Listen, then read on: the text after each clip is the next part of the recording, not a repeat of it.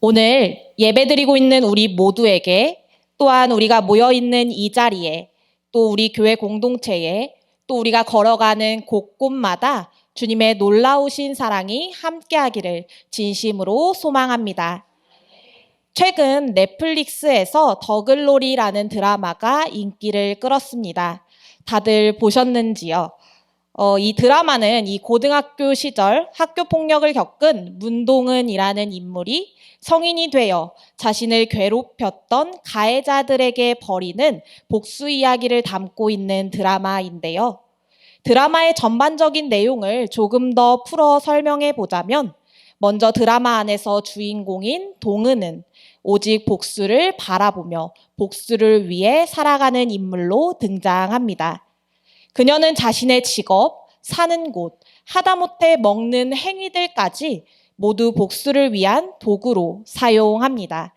자신의 삶 전부가 자신을 괴롭혔던 이 가해자들에게 모두 맞춰져 있었고, 이 가해자들을 파괴하는 복수에 맞춰져 있기에 오직 이를 실행하고자 하는 것을 삶의 원동력으로 삼지요. 아울러 이렇게 복수를 위해 살아가는 동은은 기존에 우리가 생각하는 이 법적인 처벌을 통해서 자신의 복수를 행하고자 하는 것이 아니라 자신의 방법으로 가해자들에게 죗값을 치르고자 합니다. 단순히 그들을 물리적으로 아프게 하고 법적인 처벌을 넘어서서 그들이 자신에게 행했던 이 죄에 맞춰서 복수를 준비하는데요. 남의 고통에 앞장서서 나섰던 이에게는 죽음으로, 또 남의 불행에 가장 크게 웃던 이에게는 목소리를 앗아가고, 또 자신을 조롱하고 자신에게 물리적인 고통을 준 이에게는 그의 정신을 파괴하며 자신의 곁에서 모두를 떠나게 한 이에게는 똑같이 버림받도록 복수합니다. 이처럼 눈에는 눈, 이에는 이라는 인과응보를 따르면서 가해자들에게 벌을 주는 동은의 모습은 사람들에게 큰 열광을 불러일으켰습니다. 사람들은 우리가 살아가는 세상에서 이러한 복수가 거의 불가능하다고 여기기도 하고, 또 우리가 생각하고 있는 법들이 벌어진 사건들보다 더 약한 수위의 처벌을 받는다고 생각하기에 이러한 동은의 모습이 사람들에게 더 인기를 끌었던 것이지요. 그런데 이러한 복수를 담은 이야기는 비단 이 드라마에서만 나타나는 것은 아닌데요. 많은 인기 드라마나 또 영화들에서도 이 출생의 비밀과 더불어 속을 뻥 뚫어주는 이러한 사이다 복수가 없다면 드라마 진행이 안 된다라는 말이 있듯이, 많은 드라마와 영화들은 이 복수의 법칙을 따르고 있습니다. 아마 처음부터 용서하고 서로 사랑하는 모습을 보여주었다면 아마 우리는 그 드라마를 재미없다고 여기거나 혹은 고구마 먹은 것 같다고 표현했을 것이지요. 또한 이러한 드라마와 영화뿐만 아니라 크고 작은 복수는 우리 주변에서도 일어나고 있습니다. 다들 보복운전이라는 말을 들어보셨을 것 같습니다. 보복운전은 이 도로 위에서 조금이라도 피해를 받았다고 생각된다면 이 차를 무기로 삼아 보복을 나서는 것인데요. 보복운전은 이 도로 위에서 조금이라도 자신이 피해받았다고 생각한다면 상대에게 그만큼 복수를 해야, 또 그만큼 분노를 표출해야 그 분노가 가라앉을 것이라고 생각하며 저지르는 것이지요. 이처럼 우리는 누군가에게 조금이라도 피해를 받게 된다면 이를 반드시 되갚아 주리라는, 또 복수가 당연한 이러한 세상을 살아가고 있습니다. 복수를 하지 않고 용서하는 삶을 살아가는 삶은 사람들에게 당하는 삶, 혹은 내가 피해보는 삶이라고 생각되어지기도 하고, 하다못해 이와 같이 살아가는 사람들을 속된 말로 바보라고 칭하기도 합니다. 즉 우리 자신이 조금이라도 피해보고 조금이라도 손해를 본다면 그 속에서 내가 느낀 고통과 괴로움을 상대에게 되돌려 주는 것이 당연한 마음이며 이러한 복수를 하는 것이 응당하다고 생각하고 오늘을 살아가고 있는 것이지요. 그런데 오늘 이 자리에 나아온 우리는 말씀을 통해서 과연 우리의 삶에서 이러한 복수를 하는 것이 정말 최선의 방법인가? 또 복수가 아니라 우리가 서로 용서하는 마음을 가지고 노력하면서 살아갈 수는 없을까라는 어려운 고민을 오늘 해보려고 합니다. 우리의 세상은 또 우리의 삶은 복수를 말하는 것이 당연하지만 우리는 이와 반대로 말씀을 들고 나아가는 그리스도인으로서 하나님의 말씀 가운데 말하고 있는 이 용서는 무엇인지 또 어떻게 우리 안에서 그 마음을 이룰 수 있을 것인지 고민하면서 오늘 말씀을 함께 나누고자 합니다. 오늘 말씀을 살펴보면 자신들에게 다가올 이 복수를 걱정하고 있는 이들이 등장하고 있습니다. 바로 요셉의 형제들이었습니다. 우리 함께 15절 말씀 읽어보도록 하겠습니다. 요셉의 형제들이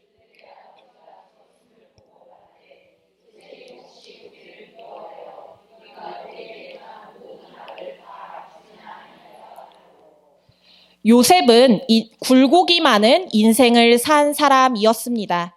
그는 아버지에게 사랑받는 아들이었지만 이 형들의 미움을 사 이집트의 노예가 되어서 종살이를 하였고 이 종살이 가운데서도 하지만 하나님께서는 형통케 하셔서 집주인인 보디발의 신임을 얻고 가정총무에까지 오르게 되었지만 또다시 그는 보디발 아내의 모함으로 인해서 억울하게 감옥에 갇히게 됩니다. 하지만 그 가운데서도 하나님께서는 요셉을 돌보아 주셨고 다시 그를 형통케 하셔서 이집트의 총리까지 오르게 하셨습니다. 그리고 이후 이 요셉을 통해서 모든 가족들이 기근을 피해 이 이집트로 내려오게 되었고 이 이집트에서 가장 좋은 땅에 정착하면서 이들은 가족들과 함께 하나가 되어 살아갈 수 있게 되었지요. 이렇게 요셉과 그의 형제들 또 그의 가족들은 애굽에서 살게 되었고 또 그의 아버지 야곱은 이곳에서 17년을 더 살다가 모든 아들들에게 대해 축복의 기도를 마치고 그가 가장 사랑했던 아들 요셉이 눈을 감겨줌으로써 죽음을 맞이했습니다. 이와 같이 야곱의 죽음에 이 가족들은 성대한 장례식을 치렀고 이 장례식을 마치고 다시 애굽으로 그의 형제들과 가족들이 돌아오게 되었지요. 그런데 이 애굽으로 돌아오자 요셉의 형들은 오늘 말씀에서도 보이다시피 두려움에 떨기 시작합니다. 자신들을 하나로 묶어주던 이 아버지 야곱이 죽자 두려움에 휩싸였던 것이지요. 자신들이 과거 이 요셉을 미워하여 노예로 팔아넘긴 일을 기억해하며 불안해한 것입니다. 지금까지는 이 덮어놓고 있던 기억들이 아버지가 돌아가시며 터져 나왔던 것이지요. 그래서 이 요셉의 형들은 요셉이 아버지가 계실 때에는 참았지만 이제는 아버지가 돌아가신 후였기에 이전의 일을 기억하며 자신들을 미워하고 있다면 반드시 보복할 것이라고 생각했습니다. 또한 요셉의 형들은 자신들이 행한 행위가 악이었다라고 표현하면서 자신들이 한 잘못이 얼마나 악한 행동이었는지를 깨닫고 있었습니다. 그렇기에 이 복수에 대해서 더욱 두려워했던 것이지요. 그래서 형제들은 자신의 모든 것들을 다 동원해 오늘 요셉에게 자비를 구하고자 합니다. 용서를 구하고 있는 것이지요. 먼저 그들은 이 돌아가신 아버지를 앞세워서 요셉에게 사람을 보내 이렇게 말을 전합니다. 우리 16절과 17절 말씀 함께 읽어보도록 하겠습니다. 요셉에게 말을 전하여 이르되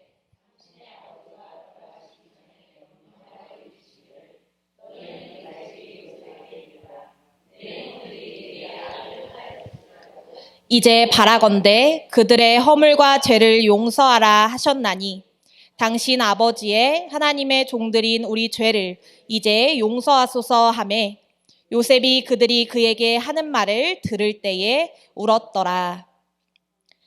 요셉의 형들은 너무나도 두려운 나머지 사람을 먼저 보내 아버지의 유언이라고 말하며 요셉에게 이야기를 꺼내고 있습니다. 그들은 직접 요셉에게 용서를 구하는 것이 두려워 다른 사람을 통하여 용서의 말을 전한 것이었죠. 형들은 요셉의 얼굴을 대하는 것도 두려울 정도로 큰 공포에 사로잡혀 있었습니다. 또한 사람을 통해서 전해온 이야기는 당신의 아버지가 돌아가시기 전 명령하셨다라고 말하고 있습니다. 우리의 아버지가 아니라 당신의 아버지라고 표현한 형들은 이 요셉을 높이 부르며 자신들이 지은 죄 때문에 요셉과 자신들이 형제임을 밝히는 말조차 하지 못하고 있는 모습을 보여주고 있는 것이지요. 아울러 자신들의 말이 이 아버지의 유언이라고 말하고 있는데 아버지 야곱이 이러한 말을 했다는 기록이 어디에도 없는 것으로 보아 이는 정말로 야곱이 이러한 이야기를 한 것이 아니라 자신들의 말을 아버지의 유언으로 말하고 있음을 보여줍니다. 그들은 너무나 두려운 나머지 이 아버지의 유언을 빙자하여 요셉에게 용서를 구했던 것이었죠. 그리고 이에 그치지 않고 형들은 재차 이 요셉을 찾아와서 두려움에 떨며 엎드려 우리는 당신의 종들이니이다 라고 고백하며 요셉에게 용서를 구합니다. 자신들이 지은 죄, 악행을 용서받기 위해 가장 낮은 자세로 요셉의 앞에 엎드렸고 당신이 어떤 벌을 주던 우리는 받겠습니다 라는 의미로서 당신의 종이 되겠다고 선언하지요. 이와 같이 형들은 두 차례 요셉에게 두려운 마음으로 용서를 구합니다. 철저하게 자신의 모든 것들을 낮추며 요셉에게 종의 모습으로 엎드렸고 자신들의 행동을 죄, 허물, 악이라고 표현하며 자신들의 행위가 잘못된 행위임을 명확히 고백합니다.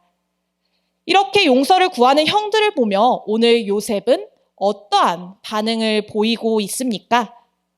요셉은 이러한 형들의 사과에 눈물을 흘렸습니다. 요셉이 눈물을 흘린 이유가 정확히 드러나고 있지는 않지만 아마 그들의 말을 통해 아버지의 음성을 듣게 되었을 뿐 아니라 그때 형들이 자신을 팔아넘겼던 기억이 되살아났고 더 나아가 이러한 것들을 상기시키며 두려움으로 용서를 구하는 형들의 모습을 보며 긍휼함으로 눈물을 흘렸을 것입니다.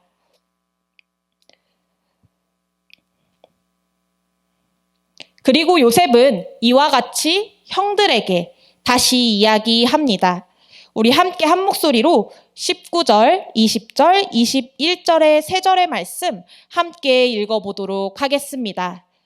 요셉이 그들에게 이르되 두려워하지 마소서 내가 하나님을 대신하리이까 당신들은 나를 해하려 하였으나 하나님은 그것을 선으로 바꾸사 오늘과 같이 많은 백성의 생명을 구원하게 하시려 하셨나니 당신들은 두려워하지 마소서 내가 당신들과 당신들의 자녀를 기르리이다 하고 그들을 간곡한 말로 위로하였더라. 아멘. 요셉은 다시 한 번 더 형들을 위로하며 자신은 하나님을 대신할 수 없다고 말합니다. 즉 죄에 대한 심판 또한 이 보복은 하나님께 속한 것임을 오늘 요셉은 말하고 있는 것입니다. 죄에 대한 심판과 이 보복은 하나님께 속해 있기에 자신이 하나님을 대신하여 형제들에게 보복하지 않겠다고 고백한 것입니다. 그리고 이어 이 형들의 잘못을 상기시키면서 그 악마저 하나님께서 선으로 바꾸셨다. 또 선으로 바꾸셨으니 이제 그것을 두려워하지 말라라고 말합니다. 요셉의 형들은 악을 행하였으나 하나님께서 이를 새로운 방향, 많은 이들의 생명을 구원하는 선한 결과로 이끌어 주시고 베풀어 주셨다는 것입니다. 이는 복수를 금지하는 하나님의 섭리를 보여줍니다. 회복하도록 하는 하나님의 뜻을 보여주시는 것이지요. 폭력으로 인해 또 다른 폭력이 일어나지 않게 하시고 갈등의 씨앗을 하나님의 은혜, 하나님의 선으로 새롭게 바꾸어 주십니다. 그런데 이와 같은 하나님의 뜻과 섭리는 요셉의 이야기에서만 나타나는 것은 아닙니다. 이 창세기 곳곳에서 등장하고 있는데요. 말씀을 함께 살펴보면 가인이 아벨을 죽였을 때에도 하나님은 악을 악으로 갚지 않으시고 어느 누가 그를 만나더라도 그를 죽이지 못하게 하셨고 또 학대의 고통 가운데 있는 하갈에게도 이 부르짖는 소리를 들으시며 이스마엘에게 더욱 많은 자손을 줄 것이다 라고 약속하시며 야곱이 에서를 속이고 이 생명의 위협을 느낄 때에도 제 형의 손에서 건져내 달라라는 이 야곱의 음성을 들으시고 하나님은 은혜를 베풀어 주십니다. 이처럼 하나님은 악을 악으로 갚아주시는 분이 아니라 악을 선으로 바꾸어 주시고 그 크신 하나님의 사랑과 은혜는 생명을 살리는 섭리로 이끌어 주시는 것입니다. 하나님의 사랑은 생명을 살리는 사랑이고 생명을 해하려는 이 복수가 아니라 피해자와 가해자 모두를 회복하게 하시는 사랑임을 오늘 말씀을 통해 보여주십니다.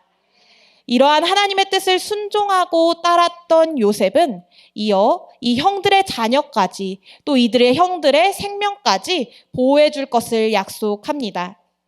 이러한 행동은 이 악을 행했던 형들을 용서함과 동시에 하나님의 섭리에 따라 그들의 가족까지 살리고 돌보고자 하는 사랑의 표현을 더하고 있는 것이지요.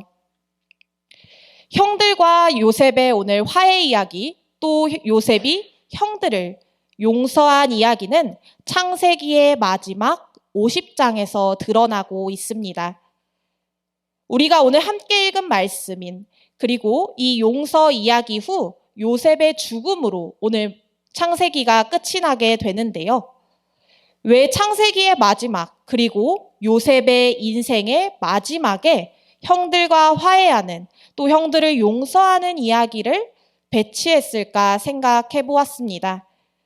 아마 여러 이유들이 있겠지만 제가 생각하기에는 자신에게 큰 잘못을 저지른 사람과 이 화해를 이룬다는 것은 마지막에 이룰 만큼 어렵고 힘든 일임을 보여주고 있음과 동시에 그럼에도 불구하고 우리가 마지막까지 힘써야 하는 것은 악을 선으로 바꾸시는 하나님의 사랑과 섭리임을 보여주고 있는 것이 아닐까 생각했습니다. 물론 우리가 여기서 오해하지 말아야 할 것은 내가 다른 이들에게 용서를 베풀 것을 강요하고 또 피해자에게 용서도 구하지 않은 채 나는 하나님께 용서받았다라고 말하는 또 용서받았다고 구하는 모습을 말하고 있음이 아닙니다. 용서의 주체가 되시는 하나님은 먼저 피해자들의 입장을 돌보시고 그 가해의 사건을 잊지 않도록 하십니다. 요셉의 형들 역시 자신이 벌인 일들이 죄와 악임을 분명하게 말하고 오늘 요셉에게 용서를 구하고 있으며 요셉 역시 형제들이 자신에게 벌인 사건을 외면하는 것이 아니라 명확히 당신은 나를 해하려 하였다라고 말하고 있습니다. 이처럼 이 용서의 과정들은 피해의 기억들과 이 사건들을 잊지 않고 명확히 상기시키며 가해자들이 이에 대한 잘못을 인정하고 다시는 저지르지 않도록 하는 것에서 시작합니다. 또한 그 과정에서 자신과 함께 하시는 하나님을 깨닫고 그것이 자신의 삶에서 진정으로 경험되어질 때 진정으로 서로 화해할 수 있는 길이 열리는 것이지요. 이를 인과응보의 방법으로 폭력으로 갚는 것이 아니라 회복을 이루시는 하나님의 섭리로 또 하나님의 사랑의 길로 나아가도록 이끄시는 것입니다. 악인들의 이 계획까지도 통치하시어 그것을 선으로 바꾸시는 하나님의 섭리를 깨닫는 것이지요. 우리가 누군가를 용서하는 일은 참으로 어려운 일입니다. 저 역시도 내려놓지 못하는 이 분노들과 직면하고 싶지도 않은 사람들이 존재하는데요.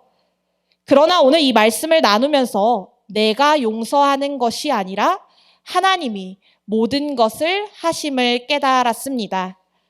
또한 내가 그 안에서 그리스도인으로서 바로 서기 위해 마음에 품어야 할 것은 악을 선으로 바꾸시고 생명을 살리시는 하나님의 섭리, 하나님의 사랑을 깨달아야 한다는 것을 느꼈습니다. 하나님께서 이 용서의 주체가 되어주시며 우리가 하지 못하는 것을 하나님께서는 오늘 이룬다고 말씀하십니다. 복수와 그에 따른 벌의 굴레에서 벗어나 하나님은 그마저도 선으로 바꿔주시고 더한 사랑으로 새롭게 생명의 삶을 살아가도록 우리를 인도하십니다. 이것이 머리로 또 우리의 관념적으로 이해되는 것을 넘어서 나의 삶에서 그것이 깨달아질 때 진정한 주님의 용서가, 주님의 사랑이 경험되어짐을 믿길 소망합니다.